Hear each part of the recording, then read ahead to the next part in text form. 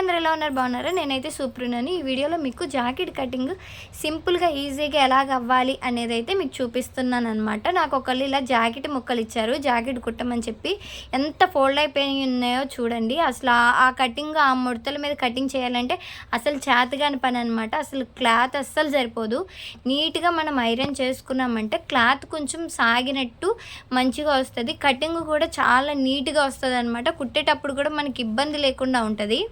Tailoring చేసే ప్రతి ఒక్కళ్ళు ఖచ్చితంగా ఐరనింగ్ అయితే వాడతారనమాట. లైనింగ్లు తడిపినప్పుడు అలాగా ఖచ్చితంగా ఐరనింగ్ అయితే చేసుకోవాల్సి వస్తుంది. కానీ ఇంటి దగ్గర స్టిచ్ చేసే వాళ్ళు ఏంటంటే ఐరనింగ్ అనేది ఎక్కువ పెట్టుకోరు. ఎందుకంటే కస్టమర్స్ ఎక్కువ మనీ ఇవ్వరు వాళ్ళకి.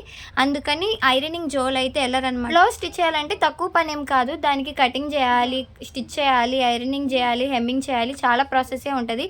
కానీ డబ్బులు ఇచ్చే కస్టమర్స్ మాత్రం మా చిన్న జాకెటే కదా, ఇంత అమౌంట్ ఎందుకని ఈజీగా మాట్లాడేస్తారు. వీడియోలో నేను ఏం చెప్పాలనుకున్నాను అంటే కష్టాన్ని గుర్తించమని. ఇంతసేపు నా వీడియో చూసినందుకు thanks for watching. By to all.